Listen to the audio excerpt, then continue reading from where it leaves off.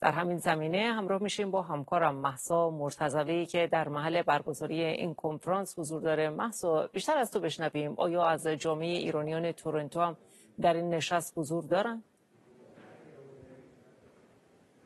فریبا، سلام به تو و همراهان ایران اینترنشنال. از دانشگاه تورنتو با شما همراه میشم از جایی که نشستی داره برگزار میشه در زمینه دموکراسی با در واقع هماهنگی شبکه جهانی ضد افراطگرایی از کشورهای مثل چین، افغانستان و ایران در این نشست حضور دارن. دیدم که از نمایندگان مجلس و دانشگاهیان هم در این نشست هستن. هدف مشترک رسیدن به آزادی هست. در میان کسانی که امروز سخنرانی کردن و بیانیه هایی رو قرائت کردن، سارا شریعتی هم بود، فعال دانشجویی از انجمن دانشجویان تورنتو. سارا، به ما بپیوند لطفاً. در زمینه خیزش آزادی دیدم صحبت امروز همزمان هست با روز جهانی مبارزه با زنان و دیدم که در مورد زن زندگی آزادی هم نکته هایی رو اشاره کردی. فکر می‌کنید در هم رسیدن به دموکراسی و هم علیه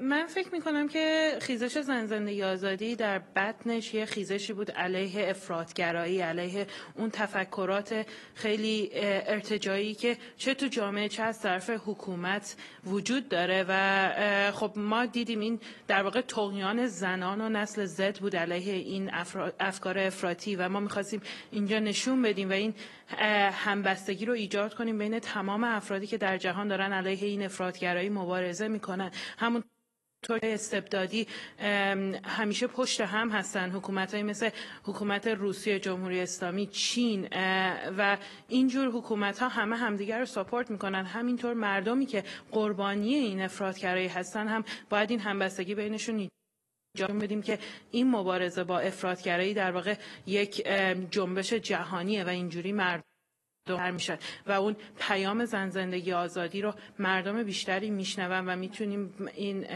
ساپورت رو از بقیه هم بگیریم. ممنون از تو سارا شریعتی، فعال دانشجویی از انجمن دانشجویان تورنتو. بله، همونطور که سارا هم اشاره کرد، در واقع این تلاش مشترک است بین کشورهایی که از افراطگرایی رنج میبرن برای مسیر رسیدن به دموکراسی محتاج این هستن تا بتونن با هم همفکری بکنن. در این جلسه هم در واقع راه حل های مشترکی رو پیدا میکنن تا بتونن با همفکری در واقع گام مثبتی رو بردارن در زمینه رسیدن به دموکراسی و همچنین در واقع در مبارزه با افراطگرایی که این جلسه حالا برای ساعاتی چند هم در دانشگاه تورنتو ادامه پیدا خواهد کرد. فریبا، متشکرم از تو مهسا. همکارم مهسا مرتضوی از تورنتو با ما.